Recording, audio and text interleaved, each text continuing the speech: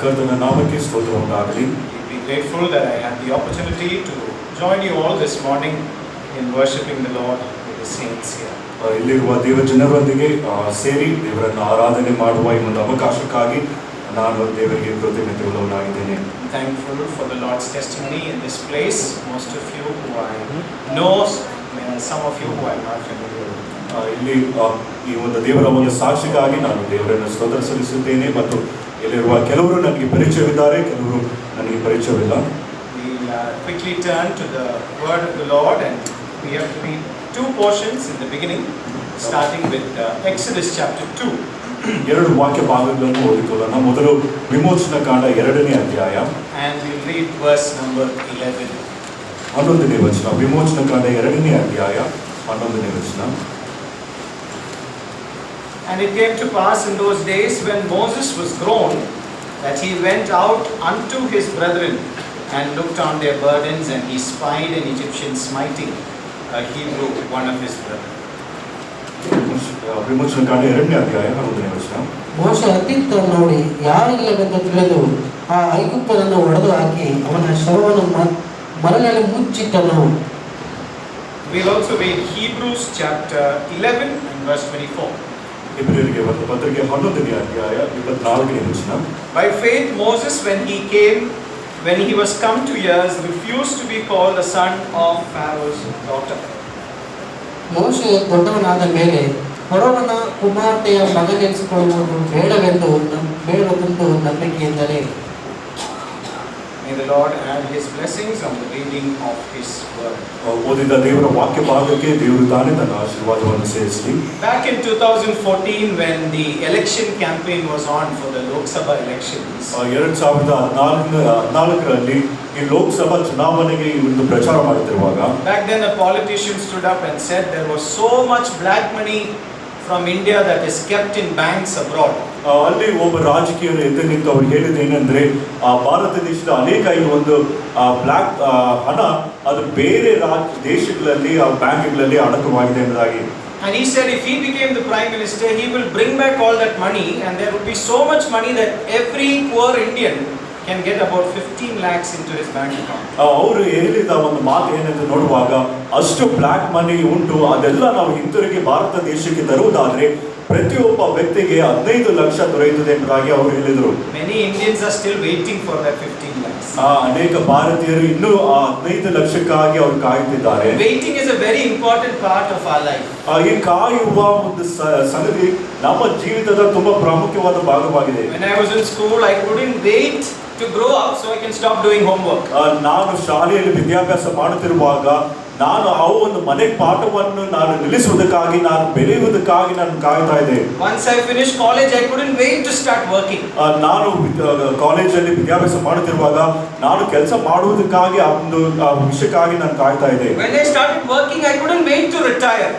ನಾನು ಕೆಲಸ ಮಾಡುವುದಕ್ಕೆ ಪ್ರಾರಂಭಿಸುವಾಗ ನಾನು ನಿವೃತ್ತಿ ಹೊಂದುವುದಕ್ಕೆ ಆ ಒಂದು ಸಮಯಕ್ಕಾಗಿ ನಾನು ಕಾಯ್ತಾ ಇದ್ದೇನೆ. We all wait for many things. ಅನೇಕ ವಿಷಯಗಳಾಗಿ ನಾವು ಕಾಯ್ತಾ ಇರುತ್ತೇವೆ. Believer also has a wait. ವಿಶ್ವಾಸಿಗಳು ಸಹ ಅವರು ಕಾಯುತ್ತಿರುತ್ತಾರೆ. We all have a common wait, which is waiting for the return of the Lord. ನಾವೆಲ್ಲರೂ ಸಾಮಾನ್ಯವಾದ ಒಂದು ವಿಷಯಕ್ಕಾಗಿ ಕಾಯುತ್ತಿದ್ದೇವೆ, ಅದೇನೆಂದರೆ ಕರ್ತನಾದ ಯೇಸು ಕ್ರಿಸ್ತನ ಬರೋಣ. But there is a difference when a believer is waiting. ಆದರೆ ಒಬ್ಬ ವಿಶ್ವಾಸಿ ಕಾಯುತ್ತಿರುವಾಗ ಅಲ್ಲಿ ವ್ಯತ್ಯಾಸ ಉಂಟು. And the waiting for spiritual matters is very different. ಈ ಆತ್ಮಿಕವಾದ ವಿಷಯಗಳಿಗಾಗಿ ಕಾಯುತ್ತಿರುವುದು ಅದು ವಿಭಿನ್ನವಾಗಿ ಉಂಟು. You know, the 15 lakhs may or may not come. ಈ 15 ಲಕ್ಷ ಬರಬಹುದು, ಬರದೇ ಹೋಗಬಹುದು. But waiting on the Lord has one assurance that it will happen. ಆದರೆ ಕರ್ತನಲ್ಲಿ ನಾವು ಕಾಯುತ್ತಿರುವಾಗ ಒಂದು ಭರವಸೆ ನಮಗೆ ಉಂಟು, ಅದು ಖಂಡಿತ ನೆರವೇರುತ್ತದೆ ಎಂಬುದಾಗಿ. In the 2 sessions that we'll have, I want to take you through understanding what does waiting on the Lord look like. ಕರ್ತನಲ್ಲಿ ಕಾಯುವ ವಿಷಯವು ಹೇಗಿರುತ್ತದೆ ಎಂಬುದಾಗಿ ಈ 2 ವಾಕ್ಯ ಸಂದೇಶದಲ್ಲಿ ನಿಮ್ಮೊಂದಿಗೆ ಮಾತನಾಡುತ್ತೇನೆ. What are some of the true indicators or qualities of those who truly wait on the Lord? ನಿಜವಾಗ್ಲೂ ಯಥಾರ್ಥವಾಗಿ ಕರ್ತನಲ್ಲಿ ಕಾದಿರುವವರ ಒಂದು ಗುಣಲಕ್ಷಣಗಳು ಗುರುತುಗಳು ಏನೆಂಬುದಾಗಿ ನೋಡೋಣ. Now this is applicable for those who have a living relationship with the Lord Jesus Christ. ಕರ್ತನಾದ ಯೇಸು ಕ್ರಿಸ್ತನೊಂದಿಗೆ ಒಂದು ಜೀವವುಳ್ಳ ಒಂದು ಸಂಬಂಧ ಹೊಂದಿರುವವರಿಗೆ ಈ ವಿಷಯ ಅನ್ವಯವಾಗಿದೆ. What does waiting on the Lord look like? ಕರ್ತನಲ್ಲಿ ಕಾಯುವ ವಿಷಯವು ಹೇಗೆ ಅದು ಕಾಣುತ್ತದೆ? Now the reason I looked through the life of Moses or took 2 verses about Moses is because we're going to look at it in the light of how Moses lived his life waiting on the Lord. ಎರಡು ವಾಕ್ಯ ಭಾಗ ಓದಿದ್ದಕ್ಕೆ ಕಾರಣ ಏನೆಂಬುದಾಗಿ ನೋಡುವಾಗ ಮೋಶೆಯ ಜೀವಿತದಿಂದ ಆತನು ಹೇಗೆ ಕರ್ತನಲ್ಲಿ ಆತನು ಕಾದಿದ್ದನು ಎಂಬ ಆ ವಿಷಯದಲ್ಲಿ ನಾವು ಕಲಿಯುವವರಾಗಿದ್ದೇವೆ. In the 2 verses we read, we look at 2 decisions that Moses made when he was grown up. ಮೋಶೆಯು ಆತನು ಬೆಳೆದು ಬಂದಾಗ ತನ್ನ ಜೀವಿತದಲ್ಲಿ ಆತನು 2 ತೀರ್ಮಾನಗಳನ್ನು ಆತನು ತೆಗೆದುಕೊಂಡನು. In verse 11 of Exodus 2 we read that when he was grown up, he decided to go visit his brethren. ವಿಮೋಚನ ಕಾಂಡ 2ನೇ ಅಧ್ಯಾಯ 11ನೇ ವಚನದಲ್ಲಿ ಮೋಶೆ ದೊಡ್ಡವನಾದ ಮೇಲೆ ಸ್ವಜನರ ಬಳಿಗೆ ಹೋದನು. In Hebrews 11 we read he made another decision, which is refusing to be called Pharaoh's son. ಇಬ್ರಿಯ 11:24ನೇ ವಚನದಲ್ಲಿ ಮತ್ತೊಂದು ವಿಷಯವನ್ನು ಆತನು ಮಾಡಿದನು. ಮೋಶೆಯು ದೊಡ್ಡವನಾದ ಮೇಲೆ ಫರೋಹನ ಕುಮಾರನ ಮಗನೆನಿಸಿಕೊಳ್ಳುವುದು ಬೇಡವೆಂದು ಆತನು ನಂಬಿಕೆಯಲ್ಲಿ ಹೇಳಿದನು. Pharaoh's daughter's son. ಇಲ್ಲಿ ಫರೋಹನ ಕುಮಾರ್ತೆಯ ಮಗನೆನಿಸಿಕೊಳ್ಳುವುದು. Now Moses was acting, or Moses knew, because he was raised in a godly home, he knew that he had a mission. ಇಲ್ಲಿ ಮೋಶೆಯು ಆತನ ದೈವಿಕವಾದ ಒಂದು ಕುಟುಂಬದಲ್ಲಿ ಬೆಳೆದ ಒಂದು ಕಾರಣದಿಂದ ಆತನಿಗೆ ಒಂದು ದರ್ಶನ ಇತ್ತು. His mother would have shown him and told him that we don't belong in this country. ಈ ಒಂದು ದೇಶಕ್ಕೆ ನಾವು ಸೇರಿದವರಲ್ಲ ಎಂಬುದಾಗಿ ಮೋಶೆಯ ತಾಯಿ ಅವನಿಗೆ ಹೇಳಿರಬಹುದು. Moses' mother would have groomed him and raised him to say that someday God has promised that he will take us out of this place. ಒಂದು ದಿನ ದೇವರು ತಾನೇ ನಮ್ಮನ್ನು ಈ ಒಂದು ಸ್ಥಳದಿಂದ ಹೊರಗೆ ತೆಗೆದುಕೊಂಡು ಹೋಗುತ್ತಾನೆ ಎಂಬುದಾಗಿ ತಾಯಿಯು ಮೋಶೆಗೆ ಆತನು ಕಲಿಸಿಕೊಂಡಿರಬಹುದು. And his grooming was so good that when he became old, ಆತನ ಒಂದು ಬೆಳೆಸುವಿಕೆ ಅದು ಅಷ್ಟು ಒಳ್ಳೆಯದಾಗಿತ್ತು. ಅವನು ದೊಡ್ಡವನಾದಾಗ he very quickly knew what he had to do. ಆತನು ಬೇಗನೆ ಏನು ಮಾಡಬೇಕೆಂಬುದಾಗಿ ಆತನಿಗೆ ತಿಳಿದಿತ್ತು. He knew that he had a God-given mission to deliver the people from Egypt. ಐಗುಪ್ತ ದೇಶದಿಂದ ಜನರನ್ನು ಬಿಡಿಸುವ ದೇವರು ಕೊಟ್ಟ ಒಂದು ಗುರಿ ಅಥವಾ ದೇವರು ಕೊಟ್ಟ ಒಂದು ಕೆಲಸ ಇದೆ ಎಂಬುದಾಗಿ ತಿಳ್ಕೊಂಡನು. So Moses goes. ಮೋಶೆ ಹೋದನು. First day he sees that an Egyptian is troubling an Israelite. ಮೊದಲನೇ ದಿನ ಹೋದಾಗ ಅಲ್ಲಿ ಒಬ್ಬ ಐಗುಪ್ತನು ಒಬ್ಬ ಹಿಬ್ರಿಯರನ್ನು ತೊಂದರೆಪಡಿಸುವುದನ್ನು ನೋಡಿದನು. Moses had thought this is the opportunity to start deliverance. ಈ ಒಂದು ಬಿಡುಗಡೆ ಕಾರ್ಯವನ್ನು ಮಾಡುವುದಕ್ಕೆ ಇದೇ ಸೂಕ್ತವಾದ ಸಭೆ ಎಂಬುದಾಗಿ ಮೋಶೆ ನೆನೆಸಿದನು. Moses kills him. ಮೋಶೆ ಅವನನ್ನು ಕೊಲ್ಲುತ್ತಾನೆ. The scripture says he looked that side and this side and then buried that man. ಇಲ್ಲಿ ವಾಕ್ಯವು ಹೇಳುತ್ತದೆ ಎಂದು ನೋಡುವಾಗ ಮೋಶೆ ಅತ್ಯಂತ ನೋಡಿ ಯಾರು ಇಲ್ಲವೆಂದು ತಿಳಿದು ಐಗುಪ್ತನನ್ನು ಹೊಡೆದಾಕಿ ಅದನ್ನು ಮುಚ್ಚಿದನು. Think of it like this. ಈ ರೀತಿಯಾಗಿ ಆಲೋಚನೆ ಮಾಡಿರಿ. That night Moses would have gone back home. ಆ ರಾತ್ರಿ ಮೋಶೆ ಮನೆಗೆ ಹಿಂತಿರುಗಿ ಹೋಗಿರಬಹುದು. Then he would have been excited in one sense. ಒಂದು ಸಂಗತಿಯಲ್ಲಿ ಆತನು ತುಂಬಾ ಒಂದು ಆಸಕ್ತಿಯಾಗಿದ್ದರು. I have taken the first step to start delivering the people. ಈ ಜನರನ್ನು ಬಿಡಿಸುವುದಕ್ಕೆ ಮೊದಲನೇ ಹೆಜ್ಜೆಯನ್ನು ನಾನು ತೆಗೆದುಕೊಂಡಿದ್ದೇನೆ. I started bringing justice to the slaves in Egypt. ಐಗುಪ್ತ ದೇಶದಲ್ಲಿರುವ ಈ ಗುಲಾಮರಿಗೆ ನಾನು ನ್ಯಾಯವನ್ನು ಕೊಡುವುದಕ್ಕೆ ಪ್ರಾರಂಭಿಸಿದ್ದೇನೆ. Our project of delivering people from Egypt has now started. ಐಗುಪ್ತ ದೇಶದಿಂದ ಜನರನ್ನು ಬಿಡಿಸುವ ಈ ಒಂದು ಕಾರ್ಯವು ಪ್ರಾರಂಭವಾಯಿತು. God gave me an opportunity today and I took it. ದೇವರು ನನಗೆ ಒಂದು ಅವಕಾಶವನ್ನು ಕೊಟ್ಟನು, ನಾನು ಅದನ್ನು ತೆಗೆದುಕೊಂಡೆನು. The next day Moses went out. ಮೋಶೆ ಮರುದಿನವೂ ಹೊರಟು to continue his project. ತನ್ನ ಒಂದು ಕಾರ್ಯವನ್ನು ಮುಂದುವರಿಸುವುದಕ್ಕೆ ಹೋದನು. He sees 2 Israelites fighting. ಈಗ ಆತನು ಇಬ್ಬರು ಇಸ್ರಾಯೇಲರು ಜಗಳವಾಡುವುದನ್ನು ನೋಡಿದನು. So Moses went thinking he will be accepted, saying, "Oh, our hero has come." ಇಲ್ಲಿ ಮೋಶೆಯು ತಾನು ಸ್ವೀಕರಿಸಲ್ಪಡುತ್ತಾನೆ ಎಂಬುದಾಗಿ ನೆನೆಸಿ ಆತನು ಹೋದನು. ನಮ್ಮ ವೀರನು ಬರುತ್ತಿದ್ದಾನೆ ಎಂಬುದಾಗಿ ಜನರು ಅಂಗೀಕರಿಸುತ್ತಾರೆ ಎಂಬುದಾಗಿ ನೆನೆಸಿ ಹೋದನು. We know that he was not accepted. ಆದರೆ ನಮಗೆ ಗೊತ್ತಿರುವ ಹಾಗೆ ಮೋಶೆಯು ಆತನು ಸ್ವೀಕರಿಸಲ್ಪಡಲಿಲ್ಲ. Rather than accepting him as the deliverer, ಮೋಶೆಯನ್ನು ಒಬ್ಬ ಬಿಡುಗಡೆ ಮಾಡುವವನಾಗಿ ಅಂಗೀಕರಿಸುವುದಕ್ಕೆ ಬದಲಾಗಿ instead they said, "Who made you a ruler over us?" ನಿಮ್ಮನ್ನು ನಮ್ಮ ಮೇಲೆ ಅಧಿಕಾರಿಯನ್ನೇ ಆಗುವ ನ್ಯಾಯಾಧಿಪತಿಯನ್ನಾಗಿ ಮಾಡಿದವರು ಯಾರು ಎಂಬುದಾಗಿ. In modern day language they said, "You mind your own business." ಈ ಒಂದು ಆಧುನಿಕ ಒಂದು ಭಾಷೆಯಲ್ಲಿ ನೋಡುವಾಗ ನಿನ್ನ ಕೆಲಸವನ್ನು ನೀನು ನೋಡು ಎಂಬುದಾಗಿ ಅವರು ಹೇಳಿದರು. And the next day when he found out that the matter that he had done the previous day was public news, ಮರುದಿನ ಹಿಂದಿನ ದಿನ ಆತನು ಮಾಡಿದ ಒಂದು ಕೃತ್ಯ ಈಗ ಬಹಿರಂಗವಾಯಿತು ಎಂಬುದಾಗಿ ಮೋಶೆಗೆ ತಿಳ್ಕೊಂಡಾಗ a small fear that came into Moses' Yes. ಮೋಶೆಯ ಕಿವಿಗಳಲ್ಲಿ ಸ್ವಲ್ಪ ಭಯ ಹುಟ್ಟಿತು. I don't know if this is true, but I think that night maybe Moses would have gone and prayed. ಒಂದು ವೇಳೆ ಆ ರಾತ್ರಿ ಮೋಶೆ ಹೋಗಿ ಈ ರೀತಿಯಾಗಿ ಪ್ರಾರ್ಥಿಸಿರಬಹುದು. God, thank you for the opportunity. ದೇವರೇ ಆ ಒಂದು ಅವಕಾಶಕ್ಕಾಗಿ ಸ್ತೋತ್ರ. Ended up killing this man. ಈ ಒಬ್ಬ ಮನುಷ್ಯನನ್ನ ನಾನು ಕೊಂದು ಹಾಕಿದೆ. I hope it won't come in the way. I hope you can help cover it up. ಇದು ನನ್ನ ಒಂದು ಮಾರ್ಗದಲ್ಲಿ ಬರುವುದಿಲ್ಲ, ಇದನ್ನು ನೀನು ಮುಚ್ಚಿಬಿಡ್ತಿ ಎಂಬುದಾಗಿ ನಾನು You ನಿರೀಕ್ಷಿಸುತ್ತೇನೆ. notice Moses does not consider leaving Egypt till he found out that the Pharaoh was mad at him. ಆದ್ರೆ ಇಲ್ಲಿ ಫರೋವನು ಅವನ ಮೇಲೆ ಆತನನ್ನು ಕೊಲ್ಲುವುದಕ್ಕೆ ಮುಂದಾಗಿದ್ದಾನೆ ಎಂಬುದಾಗಿ ನೆನೆಸುವವರೆಗೂ ಆ ಒಂದು ಐಗುಪ್ತ ದೇಶವನ್ನು ಬಿಟ್ಟು ಹೋಗುವುದಕ್ಕೆ ಅವನಿಗೆ ಮನಸ್ಸಿರಲಿಲ್ಲ. He only decided to run away when he learned that Pharaoh was now going to kill him. ಈಗ ಫರೋವನು ನನ್ನನ್ನು ಕೊಲ್ಲುವುದಕ್ಕೆ ಮುಂದಾಗಿದ್ದಾನೆ ಎಂಬುದಾಗಿ ತಿಳಿದಾಗ ಮಾತ್ರ ಮೋಶೆಯು ಅಲ್ಲಿಂದ ಬಿಟ್ಟು ಹೋದನು. Which means till then he hoped that somehow God would help him continue there. ಇಲ್ಲ, ಅಲ್ಲಿಯ ತನಕ ದೇವರು ಹೇಗೋ ನನ್ನನ್ನು ಇಲ್ಲಿ ಇರುವ ಹಾಗೆ ಸಹಾಯ ಮಾಡುತ್ತಾನೆ ಎಂಬುದಾಗಿ ನಿರೀಕ್ಷಿಸಿಕೊಂಡಿದ್ದನು. Moses had the right desire to do the will of the Lord. ಇಲ್ಲಿ ಮೋಶೆಗೆ ದೇವರ ಚಿತ್ತವನ್ನು ನೆರವೇರಿಸುವುದಕ್ಕೆ ತಕ್ಕ ಅಭಿಲಾಷೆ ಇತ್ತು. He thought the work was supposed to start now. ಈಗಲೇ ಆ ಕೆಲಸವು ಪ್ರಾರಂಭವಾಗಬೇಕೆಂಬುದಾಗಿ ಮೋಶೆ And ನೆನೆಸಿದನು. he thought he was ready and the most able person to do it. ಈ ಕಾರ್ಯವನ್ನು ನಿರ್ವಹಿಸುವುದಕ್ಕೆ ಮಾಡುವುದಕ್ಕೆ ತಾನು ಶಕ್ತನು, ತಾನು ಸಿದ್ಧನು ಎಂಬುದಾಗಿ ನೆನೆಸಿದನು. But he acted in his own time and in his own way. ಆದರೆ ಮೋಶೆಯು ತನ್ನ ಸಮಯದಲ್ಲಿ ತನ್ನ ಒಂದು ರೀತಿಯಲ್ಲಿ ಕಾರ್ಯ ಮಾಡಿದನು. Moses did not wait to know if that was God's will or not. ಇದು ದೇವರ ಚಿತ್ತವಾಗಿದೆಯೋ ಇಲ್ಲವೋ ಎಂಬುದಾಗಿ ತಿಳ್ಕೊಳ್ಳುವುದಕ್ಕೆ ಆತನು ಕಾಯಲಿಲ್ಲ. It may still be the case with us. ಇದು ನಮ್ಮ ವಿಷಯದಲ್ಲಿಯೂ ಹೀಗಿರಬಹುದು. We may have good motives. ನಮಗೆ ಒಳ್ಳೆ ಉದ್ದೇಶಗಳಿರಬಹುದು. We may want to do so much for the Lord. ಕರ್ತನಿಗಾಗಿ ಅನೇಕ ವಿಷಯಗಳು ಮಾಡಬೇಕೆಂಬುದಾಗಿ ನಾವಿರಬಹುದು. But it's probably backed up with the desire to do it in a very passionate way.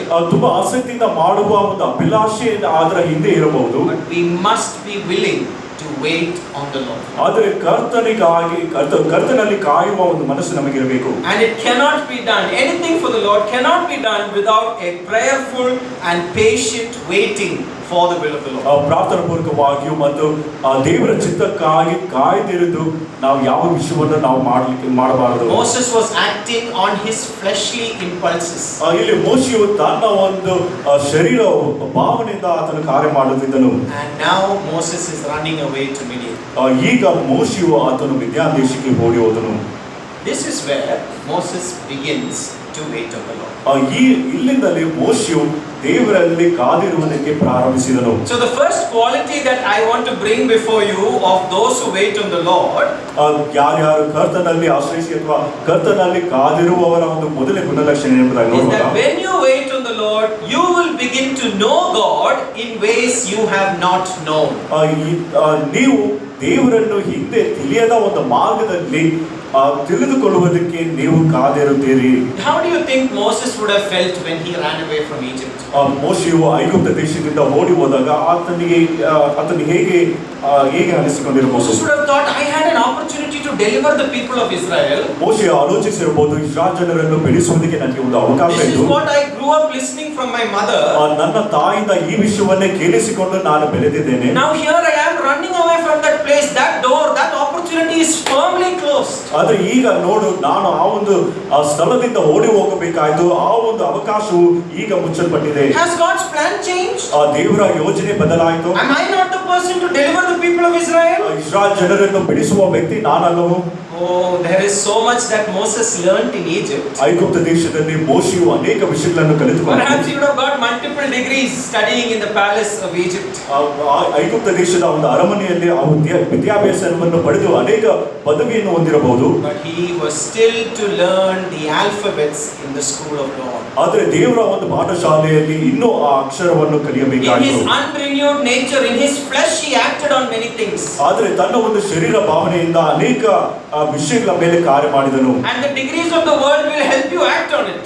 ಈ ಲೋಕದ ಒಂದು ಪದವಿಗಳು ಆ ರೀತಿಯಾಗಿ ಕಾರ್ಯ ಮಾಡುವುದಕ್ಕೆ ಸಹಾಯ ಮಾಡಬಹುದು. But in order to do the work of the Lord, you must retire into God's presence and wait on Him. ಆದರೆ ದೇವರ ಕೆಲಸವನ್ನು ಮಾಡಬೇಕಾದ್ರೆ ನಾವು ದೇವರ ಒಂದು ಸಾನ್ನಿಧ್ಯಕ್ಕೆ ಸೇರಿ ಬಂದು ಆತನಲ್ಲಿ ಕಾದಿರುವುದಕ್ಕೆ ಕಲಿತುಕೊಳ್ಳಬೇಕು. And God teaches you so many things when you are spending time alone with Him. ಅದು ಏಕಾಂತವಾಗಿ ದೇವರ ಜೊತೆ ದೇವರ ಸಾನ್ನಿಧ್ಯದಲ್ಲಿ ನಾವು ಕಲಿಯುವಾಗ ಆತನು ಅನೇಕ ವಿಷಯಗಳನ್ನು ತಿಳಿಸಿಕೊಟ್ಟನು. so many servants of God who have had this experience. ಅನೇಕ ಜನರು ಅಥವಾ ದೇವರ ಸೇವಕರು ಇಂಥ ಅನುಭವವನ್ನು ಹೊಂದಿದ್ದಾರೆ. Noah was alone when he built the ark. ನೋಹನು ಆ ನಾವೆಯನ್ನು ಕಟ್ಟಿದಾಗ ಆತನು ಏಕಾಂತವಾಗಿದ್ದನು. Almost all of God's revelation to Abraham was when he was alone. ಅಬ್ರಹಾಮನಿಗೆ ದೊರೆತ ಎಲ್ಲಾ ಒಂದು ಪ್ರಕಟಣೆಯು ಆತನು ಏಕಾಂತವಾಗಿದ್ದಾಗ. Whether it's Elijah in the brook Cherith or Ezekiel by the river Chebar. ಎಲಿಯನು ಆ ಒಂದು ರಥದಲ್ಲಿರುವಾಗಲೂ ಅಥವಾ ಎಲೀಷನು ಆ ಒಂದು ಕಣಿವೆಯಲ್ಲಿ ಅಥವಾ ಒಂದು ಕಾಲುವೆಯಲ್ಲಿ ಇದ್ದಾಗಲೂ. Paul who was in Arabia or John in the island of Patmos. ಪೌಲನು ಆತನು ಅರೇಬಿಯಲ್ಲಿದ್ದಾಗ ಇಲ್ಲವ ಯೋಹಾನನು ಪದ್ಮೋಸ್ ದ್ವೀಪದಲ್ಲಿದ್ದಾಗ. All of these saints were alone with God before they were used. ಎಲ್ಲ ದೇವ ಜನರು ಅವರು ದೇವರಿಂದ ಉಪಯೋಗಿಸಲ್ಪಡುವುದಕ್ಕೆ ಮುಂಚಿತವಾಗಿ ದೇವರ ಸಾನ್ನಿಧ್ಯದಲ್ಲಿ ಏಕಾಂತವಾಗಿ ಸಮಯವನ್ನು ಕಳೆದರು. It is of practical importance that in order to be used by God you need to spend time alone with God. ನಾವು ದೇವರಿಂದ ಉಪಯೋಗಿಸಲ್ಪಡಬೇಕಾದ್ರೆ ಪ್ರಾಯೋಗಿಕವಾಗಿ ನಾವು ಮಾಡಬೇಕಾದ ವಿಷಯವೇನೆಂದರೆ ದೇವರ ಸಾನ್ನಿಧ್ಯದಲ್ಲಿ ಏಕಾಂತವಾಗಿ ಸಮಯವನ್ನು ಕಳೆಯಬೇಕು. Unless we know God for who he is, ದೇವರು ಯಾರೆಂಬುದಾಗಿ ನಾವು ತಿಳಿಯದೆ ಹೊರತು, unless we know God in ways we have not known, ನಾವು ಹಿಂದೆ ನಾವು ತಿಳಿಯದ ಒಂದು ರೀತಿಯಲ್ಲಿ ದೇವರನ್ನು ತಿಳ್ಕೊಳ್ಳುವಾಗ we will not be able to fully surrender waiting for his will. ನಾವು ಆತನ ಒಂದು ಚಿತ್ತಕ್ಕಾಗಿ ಕಾದಿದ್ದು ಸಂಪೂರ್ಣವಾಗಿ ನಾವು ಆತನಿಗೆ ಸಮರ್ಪಿಸಿಕೊಳ್ಳುವುದಿಲ್ಲ. I heard A.W. Tozer say like this. A.W. Tozer ಈ ರೀತಿಯಾಗಿ ಅವರು ಹೇಳಿದರು. Loneliness is the price a saint will pay for saintliness. ಈ ಒಂದು ದೇವ ಜನರಾಗಿ ಅಥವಾ ದೇವ ಭಕ್ತರಾಗಿ ಜೀವಿಸುವುದಕ್ಕಾಗಿ ಈ ಏಕಾಂತವಾಗಿರುವ ಒಂದು ವಿಷಯವನ್ನು ಬೆಲೆಯಾಗಿ ಕೊಡ್ತಾನೆ. Our prayer also needs to be that. ನಮ್ಮ ಒಂದು ಪ್ರಾರ್ಥನೆಯು ಅದೇ ರೀತಿಯಾಗಿರಬೇಕು. So that daily we would be in a position to know God in ways we have not known him. ನಾವು ಆತನನ್ನು ಯಾವ ರೀತಿಯಲ್ಲಿ ತಿಳ್ಕೊಳ್ಳದೇ ಇದ್ದವೋ ಆ ರೀತಿಯಲ್ಲಿ ತಿಳ್ಕೊಳ್ಳುವುದಕ್ಕಾಗಿ ಅನುದಿನವೂ ಆತನ ಸಾನ್ನಿಧ್ಯದಲ್ಲಿ Knowing you, Lord Jesus, knowing you, there is no greater thing. ಕರ್ತನಾದ ಯೇಸು ಕ್ರಿಸ್ತನೇ ನಿನ್ನನ್ನು ಅರಿಯುವುದಕ್ಕಿಂತ ಶ್ರೇಷ್ಠವಾದ ವಿಷಯ ಯಾವುದಿಲ್ಲ. Know our God in the solitude of silence. ಈ ಒಂದು ನಿಶ್ಶಬ್ದವಾಗಿ ಏಕಾಂತವಾಗಿ ದೇವರನ್ನು ತಿಳ್ಕೊಳ್ಳುವಂಥದ್ದು. Patiently wait on him and know him. ಆತನಲ್ಲಿ ತಾಳ್ಮೆಯಿಂದ ಕಾದಿದ್ದು ಆತನನ್ನು ತಿಳ್ಕೊಳ್ಳಬೇಕು. The first quality of those who wait on the Lord ಕರ್ತನಲ್ಲಿ ಕಾದಿರುವವರ ಮೊದಲನೇ ಗುಣಲಕ್ಷಣ ಏನೆಂಬುದಾಗಿ ನೋಡುವಾಗ is that they will know God as they have not known before. ಹಿಂದೆ ಅವರು ದೇವರನ್ನು ತಿಳಿಯದ ಒಂದು ರೀತಿಯಲ್ಲಿ ಈಗ ಅವರು ತಿಳ್ಕೊಳ್ಳುವುದಕ್ಕೆ ಪ್ರಾರಂಭ The second quality of those who wait on the Lord is that they will know themselves in way they have not known. ಎರಡನೇ ಗುಣಲಕ್ಷಣ ಏನೆಂಬುದಾಗಿ ನೋಡುವಾಗ ಕರ್ತನಲ್ಲಿ ಕಾದಿರುವವರ ಎರಡನೇ ಗುಣಲಕ್ಷಣ ತಮ್ಮನ್ನೇ ಹಿಂದೆ ತಿಳ್ಕೊಳ್ಳದ ರೀತಿಯಲ್ಲಿ ತಮ್ಮ ಕುರಿತಾಗಿ ಅವರು ತಿಳ್ಕೊಳ್ಳುತ್ತಾರೆ. You see, one might look at the life of Moses and think, why did God have to put him through this disappointment? ಮೋಶೆಯ ಜೀವಿತವನ್ನು ನೋಡಿ ಯಾಕೆ ಇಂಥ ಒಂದು ನಿರಾಶೆಯಾದ ಒಂದು ಪರಿಸ್ಥಿತಿಯಲ್ಲಿ ದೇವರು ಅವನನ್ನು ಹಾಕಬೇಕೆಂಬುದಾಗಿ ಪ್ರಶ್ನಿಸಬಹುದು. Moses had the right desire and the right motive. ಮೋಶೆಯಲ್ಲಿ ಸರಿಯಾದ ಉದ್ದೇಶ, ಸರಿಯಾದ ಮನೋಭಾವನೆ ಇತ್ತು. Why did God sort of quench it off? Why did God cut that off? ಆದರೆ ಯಾಕೆ ದೇವರು ಆ ಒಂದು ಆಶೆಯನ್ನು ಅಭಿಲಾಷೆಯನ್ನು ಆರಿಸಿಬಿಟ್ಟನು? You see, Moses himself did not know that circumstances alone are not a guide to the will of God. ಇಲ್ಲಿ ಮೋಶೆಗೆ ತಿಳಿಯದೇ ಇದ್ದ ವಿಷಯವೇನೆಂದರೆ ಅಲ್ಲಿ ಆ ಒಂದು ಪರಿಸ್ಥಿತಿಗಳು Guide to the will of God. ದೇವರ ಚಿತ್ತಕ್ಕೆ ಇದು ಆ ಒಂದು ಪರಿಸ್ಥಿತಿಯು ಅದು ಮಾರ್ಗದರ್ಶಿಸುವುದಿಲ್ಲ. And this is an important lesson for us also to learn. ಇದು ನಾವು ಸಹ ಕಲಿತುಕೊಳ್ಳಬೇಕಾದ ಪ್ರಾಮುಖ್ಯವಾದ ಪಾಠ. One must not depend only on circumstances to think that this is the will of God. ಇದು ದೇವರ ಚಿತ್ತವಾಗಿದೆ ಎಂಬುದಾಗಿ ಈ ಒಂದು ಪರಿಸ್ಥಿತಿಯನ್ನು ನಾವು ನೋಡಿ ನಾವು ತೀರ್ಮಾನಿಸಬಾರದು. Moses did not realize that there was a need for his character to be refined. ಆದರೆ ಇಲ್ಲಿ ಮೋಶೆಗೆ ತಿಳಿದೇ ಇದ್ದ ವಿಷಯವೇನೆಂದರೆ ಮೋಶೆಯ ಗುಣಲಕ್ಷಣವು ಅದು ನೂತನವಾಗಬೇಕಾಯಿತು. You know, you could be a good believer with faith. ನೀವು ಒಳ್ಳೆ ನಂಬಿಕೆಯಿಂದ ಒಬ್ಬ ವಿಶ್ವಾಸಿಯಾಗಿರಬಹುದು. But at the same time you could be proud and arrogant. ಅದೇ ಸಮಯದಲ್ಲಿ ನೀವು ಗರ್ವ ಹೆಮ್ಮೆಯಿಂದ ತುಂಬಿರಬಹುದು. And this is what happened when Moses thought he was ready to help Israel. ಇಸ್ರಾಯೇಲರನ್ನು ಸಹಾಯ ಮಾಡುವುದಕ್ಕೆ ತಾನು ಸಿದ್ಧನಾಗಿದ್ದೇನೆ ಎಂಬುದಾಗಿ ನೆನೆಸುವಾಗ ಮೋಶೆಯು ಇದೇ ರೀತಿಯಾಗಿದ್ದನು. He believed in God, he believed in God's promises. ದೇವರಲ್ಲಿಯೂ ದೇವರ ವಾಗ್ದಾನದಲ್ಲಿಯೂ ಅದನ್ನು ನಂಬಿದನು. We read he refused used to be called Pharaoh's daughter, which means his feelings were no more tied to Egypt. ಆ ಫರೋನ ಕುಮಾರ್ತೆಯ ಮಗನೆನಿಸಿಕೊಳ್ಳೋದಕ್ಕೆ ಬೇಡವೆಂದು ನೆನೆಸಿದನು. ಆ ಒಂದು ಐಗುಪ್ತ ದೇಶದ ವಿಷಯದಲ್ಲಿ ಆತನು ಅಂಟಿಕೊಂಡಿರಲಿಲ್ಲ. We can't doubt his sincerity here.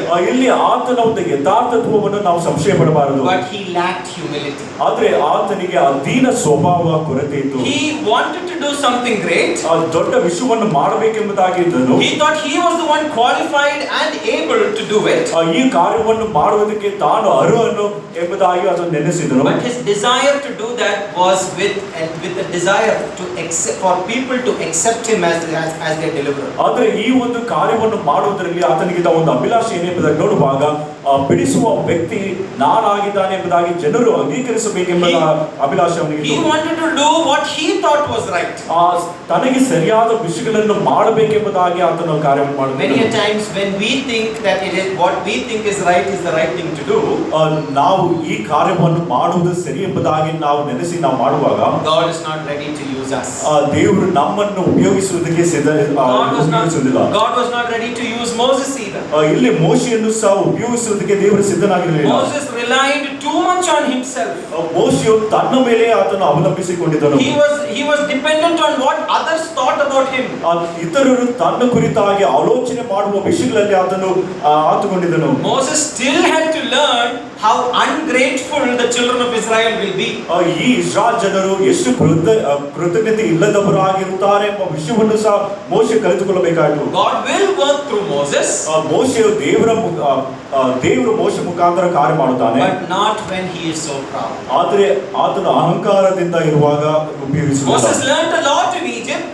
ಮೋಶೆಯು ಐಗುಪ್ತ ದೇಶದಲ್ಲಿ ಅನೇಕ ವಿಷಯಗಳನ್ನು ಕಲಿತನು. But there were things he had to realize that without God he can do nothing. ಆದರೆ ದೇವರು ಹೊರತುಪಡಿಸಿ ಯಾವ ಕಾರ್ಯವನ್ನು ಮಾಡಲಿಕ್ಕೆ ಸಾಧ್ಯವಿಲ್ಲ ಎಂಬುದಾಗಿ ಮೋಶೆಯು ತಿಳ್ಕೊಳ್ಳಬೇಕಾಯಿತು. This is true for us too. ಇದು ನಮ್ಮ ವಿಷಯದಲ್ಲಿಯೂ ಸತ್ಯವಾಗಿದೆ. Sooner we realize that without him we can do nothing. ದೇವರು ಹೊರತುಪಡಿಸಿ ನಾವು ಏನು ಮಾಡಲಿಕ್ಕೆ ಶಕ್ತರಲ್ಲ ಎಂಬುದಾಗಿ ನಾವು ಬೇಗನೆ ತಿಳ್ಕೊಳ್ಳುವಾಗ, the sooner we realize that he is the vine, we are the branches. ಆತನೇ ಆ ಒಂದು ದ್ರಾಕ್ಷಿ ಆಗಿದೆ, ನಾವು ಕೊಂಬುಗಳಾಗಿದ್ದೇವೆ ಎಂಬುದಾಗಿ ನಾವು ತಿಳ್ಕೊಳ್ಳುವಾಗ, the sooner we realize that we can bear fruit only if we abide in the vine. ನಾವು ಆ ಒಂದು ದ್ರಾಕ್ಷಿ ಬಳ್ಳಿಯಲ್ಲಿ ನಾವು ನೆಲೆಗೊಂಡಿದ್ದರೆ ಮಾತ್ರ ನಾವು ಫಲ ಕೊಡುತ್ತೇವೆ ಎಂಬುದಾಗಿ ನೆನೆಸುವಾಗ, the sooner we allow him to increase and us to decrease. ಆತನು ವೃದ್ಧಿ ಆಗಬೇಕು, ನಾವು ಕಡಿಮೆ ಆಗಬೇಕೆಂಬುದಾಗಿ ನಾವು ಬೇಗನೆ ತಿಳ್ಕೊಳ್ಳುವಾಗ, oh, that is when God is ready to use us. ಆಗ ಮಾತ್ರ ದೇವರು ನಮ್ಮನ್ನು ಉಪಯೋಗಿಸುವುದಕ್ಕೆ ಸಿದ್ಧನಾಗಿರುತ್ತಾನೆ. We'll get one more example from the life of Moses. ಮೋಶೆಯ ಜೀವಿತದಿಂದ ಮತ್ತೊಂದು ದೃಷ್ಟಾಂತವನ್ನು after he runs away and reaches the land of Midian. ಇಲ್ಲಿ ಮೋಶೆಯು ಆತನ ಐಗುಪ್ತ ದೇಶವನ್ನು ಬಿಟ್ಟು ಮಿದ್ಯಾನ್ ದೇಶಕ್ಕೆ ಸೇರಿದಾಗ, and when he notices that as he's sitting by the well, ಆತನು ಆ ಬಾವಿಯ ಬಳಿಯಲ್ಲಿ ಕುಳಿತಿರುವಾಗ, in verses 16 onwards we read that there were some shepherds who came and troubled the children of Jethro or Reuel. ಇಲ್ಲಿ 16ನೇ ವಚನದಲ್ಲಿ ಅಲ್ಲಿ ಕೆಲವು ಕುರುಬರು ಅವರ ಜೆತ್ರೋವಿನ ಮಕ್ಕಳನ್ನು ತೊಂದರೆಪಡಿಸುತ್ತಿದ್ದರು. now the impulsive nature of Moses should have gone and fought with them. ಇಲ್ಲಿ ಆತನ ಮೋಶೆ ಒಂದು ಗುಣಲಕ್ಷಣ, ಆತನ ತಕ್ಷಣ ಆತನು ಅಲ್ಲಿ ಅವರ ಜೊತೆ ಜಗಳ ಮಾಡಿರಬೇಕು. do you see Moses doing that? ಆದ್ರೆ ಮೋಶೆ ಆ ರೀತಿಯಾಗಿ ಕಾರ್ಯ ಮಾಡುತ್ತಿದ್ದರು. here is a man who just killed one person 2 days ago. ಇಲ್ಲಿ ಒಬ್ಬ ಮನುಷ್ಯನು 2 ದಿನ ಹಿಂದೆ ಒಬ್ಬ ಮನುಷ್ಯನನ್ನು ಕೊಂದು ಹಾಕಿದನು. why did he kill him? ಯಾಕೆ ಅವನನ್ನು ಕೊಂದನು? because he saw injustice. ಯಾಕೆಂದ್ರೆ ಅಲ್ಲಿ ಅನ್ಯಾಯವನ್ನು ನೋಡಿದನು. similarly he is seeing injustice here.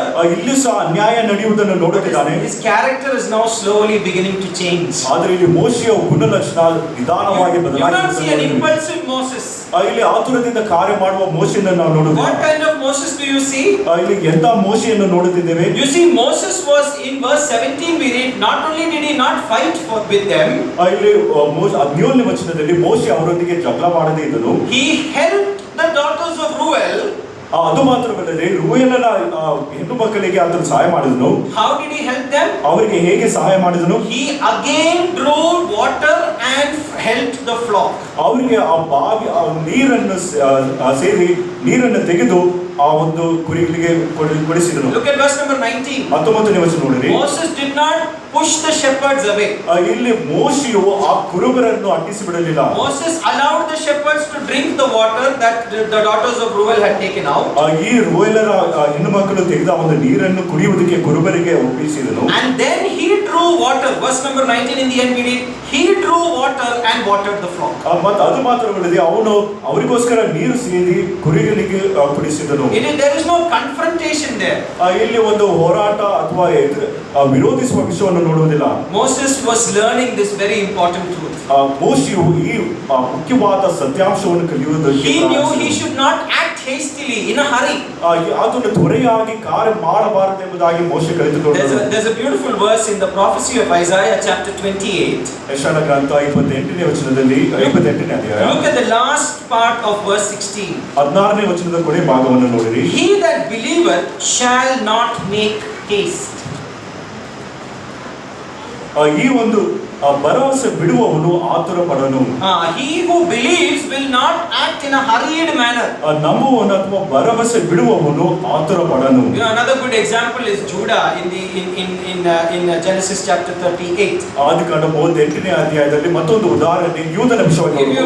If you read Genesis 38, you begin to see so many verbs where Judah acts impulsively. ಇಲ್ಲಿ 38ನೇ ಆದಿಕಾಂಡ 38ನೇ ಅಧ್ಯಾಯದಲ್ಲಿ ಯೂದನು ಅದರ ಅನೇಕ ಕ್ರಿಯೆಗಳಲ್ಲಿ ಆತುರದಿಂದ ಕಾರ್ಯ ಮಾಡುವುದನ್ನು ನೋಡುತ್ತೇವೆ. And as a result of this impulsive nature, there were so many problems or consequences that came up.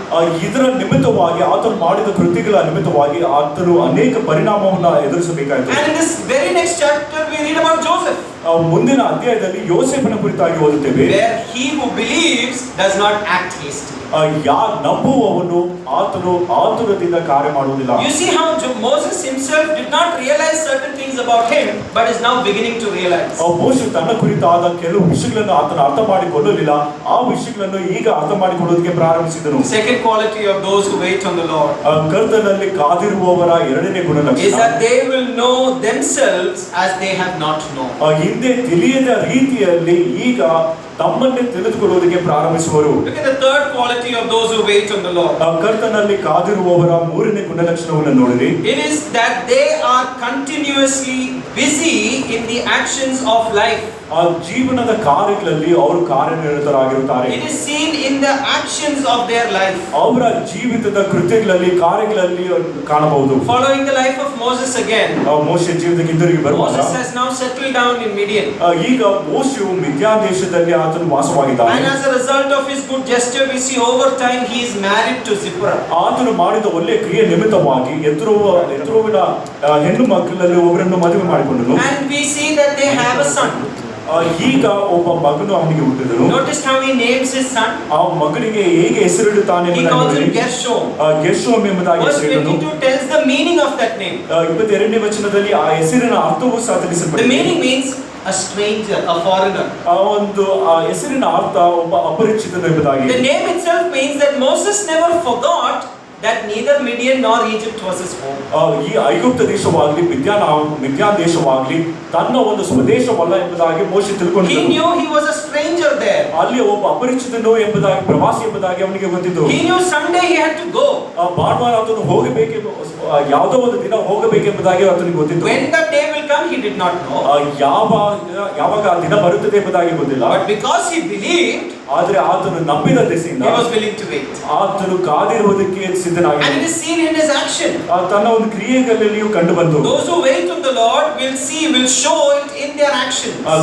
ಕರ್ತನಲ್ಲಿ ಕಾದಿರುವವರು ತಮ್ಮ ಒಂದು ಕೃತ್ಯಗಳಲ್ಲಿ ಅವರು ತೋರಿಸುತ್ತಾರೆ. No matter how good and kind his newfound family was, ಈ ಹೊಸದಾದ ಒಂದು ಕಂಡು ಬಂದ ಆ ಒಂದು ಕುಟುಂಬದವರು ಎಷ್ಟು ಕರುಣೆಯಾಗಿದ್ದರೂ ಸಹ, no matter how loving his newfound wife was, ತನ್ನ ಒಂದು ಪತ್ನಿ ಎಷ್ಟು ಪ್ರೀತಿ ಉಳ್ಳವನಾಗಿದ್ದಾನೆ ಎಂಬುದಾಗಿ no matter how much joy his newborn son gave him, ಹೊಸದಾಗಿ ಹುಟ್ಟಿದ ಆ ಮಗು ಆತನಿಗೆ ಎಷ್ಟು ಸಂತೋಷವನ್ನು ಕೊಟ್ಟರು ಸಹ, Moses knew he's a stranger in a strange land. ಆ ಒಂದು ಪರದೇಶದಲ್ಲಿ ಒಬ್ಬ ಅಪರಿಚಿತನು ಎಂಬುದಾಗಿ ಮೋಶೆಗೆ ಆತನಿಗೆ Moses knew he shouldn't settle into his new circumstances. ಈ ನೂತನ ಒಂದು ಪರಿಸ್ಥಿತಿಯಲ್ಲಿ ಇಲ್ಲೇ ಆತನು ವಾಸವಾಗಿರಬಾರದೆಂಬುದಾಗಿ ಮೋಶೆಗೆ ತಿಳಿದಿತ್ತು. I must wait. ನಾನು ಕಾದಿರಬೇಕು. I must not act hastily. ನಾನು ಆತುರದಿಂದ ಕಾರ್ಯ ಮಾಡಬಾರದು. I can't think that the door of that opportunity is closed. ಆ ಒಂದು ಅವಕಾಶದ ಒಂದು ಬಾಗಿಲು ಮುಚ್ಚಿ ಹೋಗಿದೆ ಎಂಬುದಾಗಿ ನಾನು ನೆನೆಸಬಾರದು. It is so beautiful to see that this man had that vision. ಈ ಒಬ್ಬ ಮನುಷ್ಯನಿಗೆ ಇಂಥ ಒಂದು ಸುಂದರವಾದ ಒಂದು ದರ್ಶನ ಇತ್ತು. Notice another instance. ಮತ್ತೊಂದು ಘಟನೆಯನ್ನು ಗಮನಿಸಿರಿ. When much later in chapter 3 when Moses is at the burning bush. 3ನೇ ಅಧ್ಯಾಯದಲ್ಲಿ ಉರಿಯುವ ವಧೆಯ ಬಲಿಯಲ್ಲಿ ಮೋಶೆ ಇರುವಾಗ, Let's read verse 1. 1ನೇ ವಚನವನ್ನು ಓದಿಕೊಳ್ಳೋಣ. Moses kept the flock of Jethro, his father-in-law. ಮೋಶೆ ತನ್ನ ಮಾವನಾಗಿರುವ ಮಿದ್ಯಾನರ ಆಚಾರ್ಯನಾದ ಇತ್ರೋನನ ಮಂದೆಯನ್ನು ಮೇಯಿಸುತ್ತಿದ್ದನು. You know, Moses was 40 years old. Based on Stephen's account, Moses was 40 years old when he ran to Midian. ಸ್ಟೆಫಾನನ ಒಂದು ದಾಖಲೆ ಪ್ರಕಾರ ಈಗ ಮೋಶೆ 40 ವರ್ಷ ಪ್ರಾಯದವನು. Another 40 years passed before God sent him back to Egypt.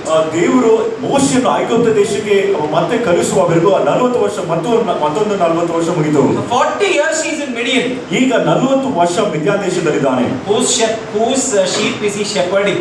ಯಾರ ಮಂದೆಯನ್ನು ಆತನು ಮೇಯಿಸುತ್ತಿದ್ದಾನೆ? Still Jethro's sheep. ಆತನು ಇತ್ರೋನನ ಮಂದೆಯನ್ನು ಮೇಯಿಸುತ್ತಿದ್ದಾನೆ. You notice the difference? ಈ ವ್ಯತ್ಯಾಸ ಏನೆಂಬುದನ್ನು ಗೊತ್ತಾ? I am a stranger.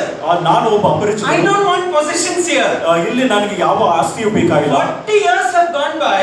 40 ವರ್ಷಗಳು ಕಳೆದು ಹೋಯಿತು. How many properties did Moses have in Midian? ಮಿದ್ಯಾನ್ ದೇಶದಲ್ಲಿ ಮೋಸೆಗೆ ಎಷ್ಟು ಆಸ್ತಿ ಇತ್ತು? ಏನೂ ಇಲ್ಲ. After 40 years he is still taking care of his father-in-law's sheep. 40 ವರ್ಷ ಕಳೆದು ಹೋದರೂ ಸಹ ಮೋಶೆಯು ಇನ್ನೂ ತನ್ನ ಮಾವನಾದ ಇತ್ರೋನನ ಮಂದೆಯನ್ನು ವಹಿಸುತ್ತಿದ್ದಾನೆ. If you want to understand this better, ಇದು ಇನ್ನೂ ಉತ್ತಮವಾಗಿ ಅರ್ಥ ಮಾಡಿಕೊಳ್ಳಬೇಕಾದ್ರೆ turn to Genesis chapter 30. ಆದಿಕಾಂಡ 30ನೇ ಅಧ್ಯಾಯಕ್ಕೆ ತಿರುಗಿಸಿ. You will read about the patriarch there. ಅಲ್ಲಿ ಮೂಲ ಪಿತೃಗಳ ವಿಷಯವಾಗಿ In ಓದಬಹುದು. the 30th verse, Jacob does something. 30ನೇ ವಚನದಲ್ಲಿ ಯಾಕೋಬನು ಒಂದು ಕಾರ್ಯವನ್ನು ಮಾಡುತ್ತಾನೆ. We will not get into the detail. You know about the speckled and the spotted goats. ಇಲ್ಲಿ ಆ ವಿವರಕ್ಕೆ ಹೋಗೋಣ. ಅಲ್ಲಿ ಕಲಂಕ ಅಥವಾ ಈ ಚುಕ್ಕೆ ಇದ್ದ ಒಂದು ಕುರಿಗಳ ವಿಷಯವಾಗಿ ನೋಡಬಹುದು. After many years of working, Jacob knew that his time to go was up. ಯಾಕೋಬನು ಅನೇಕ ವರ್ಷಗಳ ಕೆಲಸ ಮಾಡಿದ ನಂತರ ಇಲ್ಲಿ ಈ ಒಂದು ಸ್ಥಳದಿಂದ ಬಿಟ್ಟು ಹೋಗುವ ಸಮಯ ಬಂದಿದೆ ಎಂಬುದಾಗಿ ತಿಳಿದುಕೊಂಡನು. Suddenly Jacob realized, I have so many children. ಈಗ ಯಾಕೋಬನು ಅರ್ಥ ಮಾಡಿಕೊಂಡದ್ದೇನೆಂದರೆ ನನಗೆ ಮಕ್ಕಳಿದ್ದಾರೆ. I worked so much for this man. ಈ ಮನುಷ್ಯನಿಗಾಗಿ ನಾನು ತುಂಬಾ ದುಡಿದಿದ್ದೇನೆ. I have nothing, no bank balance. ಆದ್ರೆ ನನಗೆ ಯಾವ ಒಂದು ಬ್ಯಾಂಕ್ ಬ್ಯಾಲೆನ್ಸ್ ಇಲ್ಲ. So I'll do one thing. ನಾನು ಒಂದು He ಕಾರ್ಯವನ್ನು told his ಮಾಡ್ತೀನಿ. father-in-law, ತನ್ನ ಮಾವನಿಗೆ ಹೇಳಿದ ಮಾತಿನಲ್ಲಿ ಒಂದು ಕಾರ್ಯವನ್ನು ಮಾಡ್ತೀನಿ. all the plain goats, whatever is reproduced, you keep. ಯಾವ ರೇಖೆಯು ಚುಕ್ಕೆ ಇಲ್ಲದ ಮರಿಗಳು ನೀನು ತೆಗೆದುಕೋ. Speckled and spotted I will keep. ಆದ್ರೆ ಈ ಚುಕ್ಕೆ ಮತ್ತು ರೇಖೆ ಉಳ್ಳ ಕುರಿಗಳನ್ನು ನಾನು ತೆಗೆದುಕೊಳ್ಳುತ್ತೇನೆ. In Genesis chapter 30 and verse 30, what do you read? ಆದಿಕಾಂಡ 30ನೇ ಅಧ್ಯಾಯ 30ನೇ ವಚನದಲ್ಲಿ His flock increased into a multitude. ಆದ್ರೆ ಅವನಿಗೆ ಬಹಳವಾಗಿ ಹೆಚ್ಚಾಯಿತು ಎಂಬುದಾಗಿ ನಾವು ನೋಡಿದ್ದೇವೆ. Foreign land, ಅನ್ಯ ದೇಶದಲ್ಲಿದ್ದಾನೆ, called by God, ದೇವರಿಂದ ಕರೆಯಲ್ಪಟ್ಟಿದ್ದಾನೆ, became very rich. ಆದ್ರೆ ಈಗ ತುಂಬಾ ಐಶ್ವರ್ಯವಂತನಾದನು. Foreign land, ಅನ್ಯ ದೇಶ, called by God, ದೇವರಿಂದ ಕರೆಯಲ್ಪಟ್ಟನು, still taking care of father-in-law's house. ಆದ್ರೆ ಈಗಲೂ ಮಾವನ ಮಂದೆಯನ್ನು ಮೇಯಿಸುತ್ತಿದ್ದಾನೆ. Imagine if Moses was here, okay, not here, in my area. ಒಂದು ವೇಳೆ ಮೋಶೆ ನನ್ನ ಸ್ಥಳದಲ್ಲಿದ್ದರೆ All his neighbors would look at him. ಎಲ್ಲಾ ನೆರೆಯವರು ಅವನನ್ನು ನೋಡಿ, Hey Moses, ಮೋಶೆ, Gershom is growing up. ಗೆರ್ಷೋಮನ ಆತನು ಬೆಳೆಯುತ್ತಿದ್ದಾನೆ. He is becoming an old man. ಈಗ ಆತನು ಬೆಳೆಯುತ್ತಾ You have to ಹೋಗ್ತಾನೆ. provide for him. ನೀನು ಅವನಿಗೆ You ಒದಗಿಸಿಕೊಡಬೇಕು. are going to have more children, no? ಇನ್ನೂ ಹೆಚ್ಚು ಮಕ್ಕಳು ನಿನಗೆ Don't you ಹುಟ್ಟುತ್ತಾರೆ. care about them? ಅವರ ಕುರಿತಾಗಿ ನಿನಗೆ ಚಿಂತೆ Are you ಇಲ್ಲವೋ? not going to support them? ನೀನು ಅವರನ್ನು ಬೆಂಬಲಿಸುವುದಿಲ್ಲ. What kind of a life are you living? ನೀನು ಎಂತ ಜೀವನವನ್ನು You keep ಸಾಗಿಸುತ್ತಾ saying you have to go, you have to go. ನೀನು ಹೋಗಬೇಕು ಎಂಬುದಾಗಿ You are not ಹೇಳ್ತಾ going ಇದ್ದೀಯ. also. ನೀನು ಹೋಗುತ್ತಾನೆ ಇಲ್ಲ. Neither are you providing anything. ಅದೇ ಸಮಯದಲ್ಲಿ ನೀನು ಏನು You have no ಒದಗಿಸಿಕೊಡುತ್ತಿಲ್ಲ. bank balance. ನಿನಗೆ ಯಾವ ಬ್ಯಾಂಕ್ ಬ್ಯಾಲೆನ್ಸ್ ಇಲ್ಲ. You are a fool. ನೀನು ಒಬ್ಬ ಮೂರ್ಖನು. Moses knew one thing. ಮೋಶೆ ಒಂದು ವಿಷಯ ತಿಳ್ಕೊಂಡಿದ್ದನು. He who waits, ಯಾರು ಕಾದಿರುವವನು, he who believes, ನಂಬುವವನು will not act hastily. ಆತನು ಆತುರದಿಂದ ಕಾರ್ಯ ಮಾಡುವುದಿಲ್ಲ. It's remarkable how this man spent 40 years in the desert with the vision he had 40 years ago. 40 ವರ್ಷಗಳ ಹಿಂದೆ ಅವನಿಗಿದ್ದ ಒಂದು ದರ್ಶನದಿಂದ ಆ ಒಂದು ಸ್ಥಳದಲ್ಲಿ ಹೇಗೆ 40 ವರ್ಷ ಕಳೆದನೆಂಬುದಾಗಿ ನೋಡಿರಿ. The temporal nature of his actions show that he was ready, still believing the promise that God gave him. ದೇವರು ಅವನಿಗೆ ಕೊಟ್ಟ ಒಂದು ವಾಗ್ದಾನದ ಮೇಲೆ ನಂಬಿಕೆ ಇಟ್ಟಿದ್ದನು. ಅವನು ಮಾಡಿದ ಒಂದು ತಾತ್ಕಾಲಿಕವಾದ ಕೃತ್ಯಗಳ ಮೇಲೆ ಅದು ಕಂಡು ಬಂತು. May have been a very thin line or a thin thread that Moses was holding on to. ಒಂದು ವೇಳೆ ಮೋಶೆಯ ಒಂದು ಸಣ್ಣದಾದ ಒಂದು ದಾರವನ್ನು ಆತನು But he ಹಿಡಿದಿರಬಹುದು. knew he could not integrate into the society of Midian. ಆದರೆ ಮಿದ್ಯಾನ್ ದೇಶದವರೊಂದಿಗೆ ಆತನು ಸೇರಿಕೊಳ್ಳುವುದಕ್ಕೆ ಸಾಧ್ಯವಿಲ್ಲ ಎಂಬುದಾಗಿ ನೆನೆಸಿದನು. He was not supposed to settle down there. He knew that. ಆ ಮಿದ್ಯಾನ್ ದೇಶದಲ್ಲಿ ಆತನು ವಾಸವಾಗಿರಬಾರದು ಎಂಬುದಾಗಿ ಆತನಿಗೆ ಗೊತ್ತಿತ್ತು. So he doesn't tie himself to anything in the land of Midian. ಆ ಮಿದ್ಯಾನ್ ದೇಶದಲ್ಲಿರುವ ಯಾವ ಒಂದು ವಿಷಯದೊಂದಿಗೆ ಆತನು ಅಂಟಿಕೊಂಡಿರಲಿಲ್ಲ. Are we tied to anything here on earth? ಈ ಭೂಮಿಯ ಮೇಲಿರುವ ಯಾವ ವಿಷಯದೊಂದಿಗೆ ನಾವು ಅಂಟಿಕೊಂಡಿದ್ದೇವಾ? Do we love anything more than the Lord? ದೇವರಿಗಿಂತ ಬೇರೆ ಯಾವ ವಿಷಯಗಳನ್ನಾದರೂ ನಾವು ಹೆಚ್ಚಾಗಿ Are we really ready? If the Lord comes today, are we really ready to go? ದೇವರು ಈ ರೀತಿ ಇವತ್ತು ಬರುವುದಾದರೂ ನಾವು ಹೋಗುವುದಕ್ಕೆ ಸಿದ್ಧರಾಗಿದ್ದೇವೆ. Look at Hebrews chapter 11 and verse 13. ಇಬ್ರಿಯರಿಗೆ ಬರೆದ ಪತ್ರಿಕೆ 11ನೇ ಅಧ್ಯಾಯ 3ನೇ ವಚನವನ್ನು These ನೋಡಿ. all died in faith. This is talking about the patriarchs. These all died in faith, not having received the promises, but having seen them afar, and they were persuaded of them, and embraced them, and confessed that they were strangers and pilgrims on the earth. ಇವರೆಲ್ಲರೂ ವಾಗ್ದಾನದ ಫಲವನ್ನು ಹೊಂದಿದೆ, ಅವುಗಳನ್ನು ದೂರದಿಂದ ನೋಡಿ ಉಲ್ಲಾಸದೊಡನೆ ವಂದಿಸಿ ನಂಬಿಕೆ ಉಳ್ಳವರಾಗಿ ಮೃತರಾದರು. ತಾವು ಭೂಮಿಯ ಮೇಲೆ ಪರದೇಶದವರು ಪ್ರವಾಸಿಗಳು ಆಗಿದ್ದೇವೆ ಎಂದು ಒಪ್ಪಿಕೊಂಡರು. Verse 16 is more beautiful. 16ನೇ ವಚನ ಇನ್ನೂ ಸುಂದರವಾಗಿದೆ. They desire a better country. ಅವರು ಒಂದು ಉತ್ತಮವಾದ ಒಂದು ಪಟ್ಟಣವನ್ನು A heavenly country. ಒಂದು ಪರಲೋಕ ಒಂದು ದೇಶ. And what does it do? What does it do?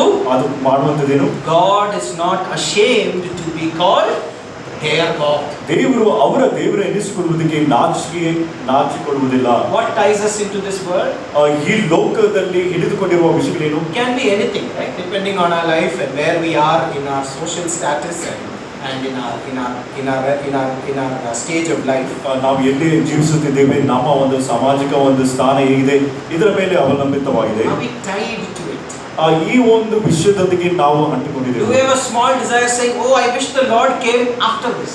ದೇವರು ಈ ವಿಷಯ ಆದ ನಂತರ ಬಂದ್ರೆ ಎಷ್ಟು ಉತ್ತಮ ಎಂಬುದಾಗಿರುವ ಅಭಿಲಾಷೆ ಇದೆಯಾ? If you have that thought, it's actually not a good one. ಈ ರೀತಿಯಾದ ಆಲೋಚನೆ ಇರುವುದಾದ್ರೆ ಅದು ಒಳ್ಳೇದಲ್ಲ. A saint is always ready to meet the Lord. ಒಬ್ಬ ದೇವಜನರು ದೇವರನ್ನು ಭೇಟಿಗೊಳ್ಳೋದಕ್ಕೆ If the ಸಿದ್ಧರಾಗಿರಬೇಕು. calling comes now, we are ready to go. ಈ ಒಂದು ಕರುವಿಕೆ ಈಗ ಬರುವುದಾದ್ರೂ ನಾವು ಹೋಗೋದಕ್ಕೆ ಸಿದ್ಧರಾಗಿರಬೇಕು. The trumpet sounds. If you are a believer, it's not like you have a choice. ಅದೇ ತುತ್ತೂರಿ ಧ್ವನಿ ಕೇಳಿಸಿಕೊಳ್ಳುವಾಗ ನೀವು ವಿಶ್ವಾಸ ಆಗಿರುವುದಾದ್ರೆ ನಿಮಗೆ ಆಯ್ಕೆ ಇಲ್ಲ. You will go. ನೀವು ಹೋಗಲೇಬೇಕು. We must not be tied to anything here on earth. ಈ ಭೂಮಿಯ ಮೇಲಿರುವ ಯಾವ ವಿಷಯಗಳಿಗೆ ನಾವು ಅಂಟಿಕೊಂಡಿರಬಾರದು. This is the quality of those who wait on the Lord. ಕರ್ತನಲ್ಲಿ ಕಾದಿರುವವರ ಗುಣಲಕ್ಷಣಗಳು It ಇದಾಗಿದೆ. is very evident in their actions. ಅವರು ಮಾಡುವ ಕೃತ್ಯದಲ್ಲಿ ಕಂಡು They ಬರುತ್ತದೆ. are not tied to anything. ಅವರು ಯಾವ ವಿಷಯದೊಂದಿಗೆ ಅವರು ಅಂಟಿಕೊಂಡಿರುವುದಿಲ್ಲ. They are always ready, dispensable to the Lord. ಅವರು ಯಾವಾಗಲೂ ಅವರು ಸಿದ್ಧರಾಗಿರುತ್ತಾರೆ. And it should not seem surprising that when we look into the life of Moses more clearly, ಮೋಶೆ ಜೀವಿತವನ್ನು ಇನ್ನೂ ಸ್ಪಷ್ಟವಾಗಿ ನೋಡುವಾಗ the 40 years that he spent in Midian, there is not a lot of details. ಅಲ್ಲಿ ಮಿದ್ಯಾನ್ ದೇಶದಲ್ಲಿ ಕಳೆದ 40 ವರ್ಷಗಳ ಹೆಚ್ಚು ವಿವರಣೆ ಕೊಡಲ್ಪಡಲಿಲ್ಲ. And if you look at that, that's what helps us understand the fourth quality of those who wait on the Lord. ಕರ್ತನಲ್ಲಿ ಕಾದಿರುವವರ 4ನೇ ಗುಣಲಕ್ಷಣ ಏನೆಂಬುದಾಗಿ ಇದು ಕಲಿತುಕೊಳ್ಳೋದಕ್ಕೆ ಸಹಾಯ It ಮಾಡುತ್ತದೆ. is actually seen in their faithfulness. ಅವರ ಒಂದು ನಂಬಿಕಸ್ಥತೆಯಲ್ಲಿ ಅದು ಕಂಡು It ಬರುತ್ತದೆ. is seen in the faithfulness in the present. ಪ್ರಸ್ತುತ ವಿಷಯದಲ್ಲಿ ನಂಬಿಕಸ್ಥತೆಯ In the 40 years, each year would have been very difficult for Moses. ಮೋಶೆ ಅಲ್ಲಿ ಮಿದ್ಯಾನ್ ದೇಶದಲ್ಲಿ ಕಳೆದ 40 ವರ್ಷಗಳಲ್ಲಿ ಪ್ರತಿಯೊಂದು ವರ್ಷವೂ ಅದು ಕಷ್ಟಕರವಾಗಿರಬಹುದು. He was reaching age 80. ಈಗ 80 ವರ್ಷ ಪ್ರಾಯದವನಾಗುತ್ತಾ ಬರುತ್ತಿದ್ದಾನೆ. He would have thought that my youth and my prime and my vigor is all gone. ಈಗ ನನ್ನ ಯೌವನಸ್ಥ ಕಾಲ, ನನ್ನ ಒಂದು ಆಸಕ್ತಿ ಎಲ್ಲವೂ ಹೋಯಿತು ಎಂಬುದಾಗಿ ನೆನೆಸುತ್ತಿರಬಹುದು. And he would have thought that I don't see any sign of God calling me back, and all the good years where I could be used was gone. ದೇವರು ನನ್ನನ್ನು ಮತ್ತೆ ಕರೆಯುವ ಯಾವ ಒಂದು ಸೂಚನೆ ಇಲ್ಲ, ನನ್ನ ಉತ್ತಮ ವರ್ಷ ಎಲ್ಲವೂ ಕಳೆದು ಹೋಯಿತು ಎಂಬುದಾಗಿ ಅದನ್ನು ನೆನೆಸಿರಬಹುದು. And there is a clue for us on how Moses lived this time in the book of Hebrews in chapter 11. ಇಬ್ರಿಯರಿಗೆ ಬರೆದ ಪತ್ರಿಕೆ 11ನೇ ಅಧ್ಯಾಯದಲ್ಲಿ ಈ ವರ್ಷಗಳನ್ನು ಮೋಶೆ ಹೇಗೆ ಕಳೆದನು ಎಂಬ ಒಂದು ಸೂಚನೆಯಲ್ಲಿ ಕೊಡಲ್ಪಟ್ಟಿದೆ. In verse 27, 27ನೇ ವಚನದಲ್ಲಿ we read, "By faith he forsook Egypt, not fearing the wrath of the king, for he endured as seeing him who is invisible. ಅವನು ಅರಸನ ರೌದ್ರಕ್ಕೆ ಭಯಪಡದೆ ಐಗುಪ್ತ ದೇಶವನ್ನು ಬಿಟ್ಟು ಹೋದದ್ದು ನಂಬಿಕೆಯಿಂದಲೇ ಅವನು ಅದೃಶ್ಯನಾಗಿರುವ ಆತನನ್ನು ದೃಷ್ಟಿಸುವವನು ಎಂಬಂತೆ ದೃಢಚಿತ್ತನಾಗಿದ್ದನು. There is no doubt that he would have had many moments of self-doubt. ಅಲ್ಲಿ ಅನೇಕ ಸಮಯದಲ್ಲಿ ಆತನ ಸಂಶಯ ಉಂಟು ಆಗುವ ಒಂದು ವಿಷಯವಿರಬಹುದು. He would have had instances or moments where Moses would have struggled with the reality that is this really what God has for me? ಇದು ಈ ಒಂದು ವಿಷಯವೇ ದೇವರು ನನಗಾಗಿ ಇಟ್ಟಿದ್ದನೋ ಎಂಬ ಒಂದು ಆಲೋಚನೆ ಅವನನ್ನು ಕಾಡುತ್ತಿದ್ದಿರಬಹುದು. Perhaps he must have even thought saying it would have been good for me to continue in the court of Pharaoh and do some work for the Israelites in that position itself. ಫರೋನ ಅರಮನೆಯಲ್ಲೇ ಇದ್ದುಕೊಂಡು ಆ ಒಂದು ಸ್ಥಾನದಲ್ಲಿ ಇದ್ದು ಇಸ್ರಾಯೇಲ್ ಜನರಿಗೆ ಏನಾದರೂ ಮಾಡಬಹುದಾಗಿತ್ತು ಎಂಬುದಾಗಿ ಅದನ್ನು ಮೋಶೆ ನೆನೆಸಿರಬಹುದು. Moses would have thought I could have been in the palace itself and see if I could have reduced the burden of the children of Israel. ನಾನು ಫರೋನ ಅರಮನೆಯಲ್ಲೇ ಇದ್ದುಕೊಂಡು ಇಸ್ರಾಯೇಲ್ ಜನರ ಆ ಒಂದು ಭಾರವನ್ನಾಗಲಿ ಅಥವಾ ಆ ಒಂದು ಗುಲಾಮತ್ವವನ್ನು ಸ್ವಲ್ಪ ಮಟ್ಟಿಗೆ ಕಡಿಮೆ ಮಾಡಿರಬಹುದು ಎಂಬುದಾಗಿ ಅದನ್ನು ನೆನೆಸಿರಬಹುದು. But we notice that he was willing to endure. He endured that time in the desert, holding on to that small hope. ಆದರೆ ಅರಣ್ಯ ಪ್ರದೇಶದಲ್ಲಿ ಆ ಒಂದು ಚಿಕ್ಕ ಒಂದು ನಿರೀಕ್ಷೆಯನ್ನು ಇಟ್ಟುಕೊಂಡು ಎಲ್ಲಾ ಒಂದು ವರ್ಷಗಳನ್ನು ಎಲ್ಲಾ ಪರಿಸ್ಥಿತಿಯನ್ನು ಅದನ್ನು ಸಹಿಸಿಕೊಂಡು ಮುಂದೆ ಹೋದನು. We see the quality of those who wait on the Lord is that they are faithful in the present. ಕರ್ತನ ಮೇಲೆ ಕಾದಿರುವವರ ಗುಣಲಕ್ಷಣ ಅವರು ಪ್ರಸ್ತುತ ವಿಷಯಗಳಲ್ಲಿ ನಂಬಿಕೆಸ್ಥರಾಗಿರುತ್ತಾರೆ. And he was busy. We noticed that when God appeared to him in the burning bush, he was taking care of the sheep. ದೇವರು ಉರಿಯುವ ಪೊದೆಯಲ್ಲಿ ಮೋಶೆಗೆ ಕಾಣಿಸಿಕೊಂಡಾಗ ಅಲ್ಲಿ ಮೋಶೆಯು ಆತ ನಂಬಿಕೆಸ್ಥನಾಗಿ ಅಲ್ಲಿ ಮೇಯಿಸುತ್ತಿದ್ದನು. There are no details on what else Moses did. ಅಲ್ಲಿ ಮೋಶೆ ಇನ್ನೇನು ಮಾಡಿದೆ ಎಂಬ ವಿವರಣೆ ಅಲ್ಲಿ ಇಲ್ಲ. We also don't have any details of the Lord Jesus Christ in his years between 12 and 30. ಇಲ್ಲಿ 12 ರಿಂದ 30ರಲ್ಲಿ The Lord Jesus Christ also, there are no details about it. ಕರ್ತನಾದ ಯೇಸು ಕ್ರಿಸ್ತನ ಜೀವಿತದಲ್ಲಿ ಸಹ 12 ವಯಸ್ಸಿನಿಂದ 30ನೇ ವಯಸ್ಸಿನವರೆಗೂ ಯಾವ ವಿವರಣೆಯೂ ಇಲ್ಲ. There are no details of what temptations Jesus went through in the wilderness. ಕರ್ತನಾದ ಯೇಸು ಕ್ರಿಸ್ತನು ಎಂತ ಒಂದು ಶೋಧನೆಗೆ ಒಳಗಾದನೆಂಬುದ ವಿವರಣೆಯೂ ಇಲ್ಲ. But simply a statement that it took place. ಆದರೆ ಅಲ್ಲಿ ಸರಳವಾದ ಒಂದು ಮಾತು ಎಲ್ಲ ವಿಷಯಗಳು ನಡೆಯಿತು You ಎಂಬುದಾಗಿ. see, for Moses, this private preparation was very necessary. ಮೋಶೆಗೆ ಇಂಥ ಒಂದು ಸಿದ್ಧತೆ ಅದು ತುಂಬಾ ಅಗತ್ಯವಾಗಿತ್ತು. And it is not for others to know or imitate. ಇದು ಬೇರೆಯವರು ತಿಳುಕೊಳ್ಳುವುದಾಗಲಿ ಅನುಸರಿಸುವುದಕ್ಕಾಗಿ God was preparing him in private. ಈ ಒಂದು ಏಕಾಂತದಲ್ಲಿ ದೇವರು ತಾನೇ ಮೋಶೆಯನ್ನು ಸಿದ್ಧಪಡಿಸಿದನು. Moses was occupied with his father-in-law's flock. ಮೋಶೆ ಇಲ್ಲಿ ಮಾವನ ಮಂದೆಯನ್ನು ಮೇಯಿಸುವುದರಲ್ಲಿ ಕಾರ್ಯನಿರತನಾಗಿದ್ದನು. And the verb that we notice there in chapter 3 and verse 1 when it says he kept the flock, which means he provided everything that was necessary. ಇದ್ರೋನ ಮಂದೆಯನ್ನು ಮೇಯಿಸುತ್ತಿದ್ದನು ಎಂಬುದಾಗಿ ನೋಡುವಾಗ ಅಲ್ಲಿ ಆ ಒಂದು ಮಂದೆಗೆ ಬೇಕಾಗಿರುವ ವಿಷಯಗಳನ್ನು ಆತನು ಕೊಡುತ್ತಿದ್ದನು. He did not allow his circumstances to affect his work. ತನ್ನ ಒಂದು ಪರಿಸ್ಥಿತಿ ತನ್ನ ಒಂದು ಕಾರ್ಯದ ಮೇಲೆ ಕೆಲಸದ ಮೇಲೆ ಪ್ರಭಾವ ಬೀರದ ಹಾಗೆ ನೋಡಿಕೊಂಡಿದ್ದನು. In other words, he didn't lose a sense of purpose. ಇನ್ನೊಂದು ಮಾತಿನಲ್ಲಿ ಆ ಒಂದು ಉದ್ದೇಶ ಏನೆಂಬುದಾಗಿ ಆತನು ಮರೆತು ಹೋಗಲಿಲ್ಲ. He was very clear that he had to be faithful in what he has. ಈಗಿರುವ ವಿಷಯಗಳಲ್ಲಿ ನಂಬಿಕಸ್ಥನಾಗಿರಬೇಕೆಂಬುದಾಗಿ ಆತನು ತಿಳ್ಕೊಂಡಿದ್ದನು. And God was preparing him in one sense to shepherd the children of Israel through the same desert out of Egypt. ಅದೇ ಒಂದು ಅರಣ್ಯ ಮಾರ್ಗವಾಗಿ ಇಸ್ರಾಯೇಲ್ ಜನರನ್ನು ಬಿಡಿಸಿ ನಡೆಸುವುದಕ್ಕೆ ಅಥವಾ ಮೇಯಿಸುವುದಕ್ಕೆ ದೇವರು ಮೋಶೆಯನ್ನು ಸಿದ್ಧ He ಮಾಡುತ್ತಿದ್ದನು. was extremely faithful in what was entrusted to him. ಅವನಿಗೆ ಅವನ ವಶಕ್ಕೆ ಒಪ್ಪಿಸಲ್ಪಟ್ಟ ವಿಷಯಗಳಲ್ಲಿ ಆತನು ನಂಬಿಕಸ್ಥನಾಗಿದ್ದನು. Notice when God called him, it was not a special day. ಇಲ್ಲಿ ಗಮನಿಸಿರಿ, ದೇವರು ಮೋಶೆಯನ್ನು ಕರೆದಾಗ ಅದು ವಿಶೇಷವಾದ ದಿನವಲ್ಲ. There was no trumpet or angels coming and telling Moses saying, "Lo and behold, now we are ready." ಅಲ್ಲಿ ದೇವದೂತನಾಗಲಿ ಅಥವಾ ಒಂದು ತುತ್ತೂರಿ ಆಗಲಿ ಈಗೋ ಎಂಬುದಾಗಿ ಯಾವ ಒಂದು ಶಬ್ದವೂ ಇಲ್ಲ. God called him during the daily activity of his life. ಮೋಶೆ ಅನುದಿನ ಜೀವಿತದ ಒಂದು ಕಾರ್ಯದಲ್ಲಿ ಇರುವಾಗ ದೇವರು ಅವನನ್ನು ಕರೆದನು. He was faithful in what he had. ತನಗಿಂತ ವಿಷಯಗಳಲ್ಲಿ ಅವನ ನಂಬಿಕೆಸ್ಥನಾಗಿದ್ದನು. Doing what he was given to do. ಅವನಿಗೆ ಮಾಡಬೇಕಾದ ಕೆಲಸವನ್ನು ಆತನು ಮಾಡುತ್ತಿದ್ದನು. And in the ordinary day of duties, one day God called. ತನ್ನ ಅನುದಿನದ ಒಂದು ಕೆಲಸ ಮಾಡುತ್ತಿರುವಾಗ ಒಂದು ದಿನ ದೇವರು ಅವನನ್ನು Many ಕರೆದನು. saints were called similarly. ಅನೇಕ ದೇವಜನರು ಸಹ ಈ ರೀತಿಯಾಗಿ ಕರೆಯಲ್ಪಟ್ಟರು. Samuel was called when he was doing the duty in the temple. ಸಮುವೇಲನು ಸಹ ಆ ಒಂದು ದೇವಾಲಯದಲ್ಲಿ ಕೆಲಸ ಮಾಡುತ್ತಿರುವಾಗ ಕರೆಯಲ್ಪಟ್ಟನು. Bartimaeus did not prepare for the day to cry out, Jesus, son of David, heal. ಬಾರ್ತಿಮೇಯನು ಸಹ It was a regular day for the blind Bartimaeus. ಕುರುಡನಾದ ಬಾರ್ತಿಮೇಯನು ಸಹ ಅದು ಅನುದಿನದ ಒಂದು ಕಾರ್ಯವಾಗಿತ್ತು. He did not specially prepare for Jesus to walk in that way. ಆ ಒಂದು ಮಾರ್ಗವಾಗಿ ಯೇಸು ಕ್ರಿಸ್ತನ ಹಾದು ಹೋಗುವುದಕ್ಕೆ ವಿಶೇಷವಾದ ಒಂದು ದಿನವಾಗಿದೆ. Matthew was doing his everyday duty of collecting taxes. ಮತ್ತಾಯನು ಸಹ ಪ್ರತಿದಿನ ಆ ಸುಂಕ ವಸೂಲಿಯನ್ನು ಮಾಡುತ್ತಿದ್ದನು. One day the day came. ಆದರೆ ಒಂದು ದಿನ ಆ ಒಂದು ದಿನ ಬಂತು. The day came that they were ready to be used by God. ಆ ಒಂದು ದಿನ ದೇವರಿಂದ ಉಪಯೋಗಿಸಲ್ಪಡುವುದಕ್ಕಾಗಿ ಒಂದು ದಿನ ಬಂತು. I heard a saying like this. ಆ ಒಂದು ಮಾತನ್ನು ಈ ರೀತಿಯಾಗಿ ಕೇಳಿಸಿಕೊಂಡಿದ್ದೇನೆ. It is easier to steer a moving car than a stalled one. ಈ ಒಂದು ಚಲಿಸುವ ಒಂದು ಗಾಡಿಯನ್ನು ನಿಯಂತ್ರಿಸುವುದು ತುಂಬಾ ಸುಲಭ, ಆದರೆ ಸ್ಥಗಿತವಾಗಿರುವ ಗಾಡಿಯನ್ನು ಚಲಿಸುವುದು ಕಷ್ಟ. Maybe not the power steering car of these days.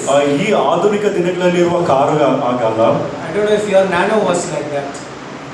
You know, the old cars, it was very difficult. The Ambassador and the Fiat of back in the day, it's very difficult if it is parked.